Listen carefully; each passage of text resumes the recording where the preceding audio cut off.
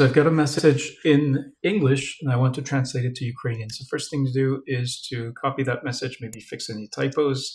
Now go to Claude, and here is the key is to go and take the translation guide, which is a markdown file, which is found in Notion. So you can download that file if you're not sure where to get it. So it's a PFA translation guide. And this is updated by humans and by AI. So then, So I'm going to paste in then my instructions, my prompt, and then I'm going to paste in, if it's short, which I think is here, then it would go there. Yeah. All right.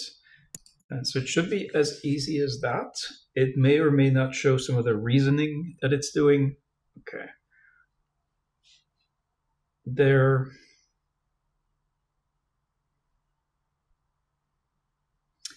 And then once it's done, now this works for short text. If it's a long document, like an insights report, you do have to break it up into chunks, or else Claude.ai will choke just because of limitations on how much information it can take at any one time.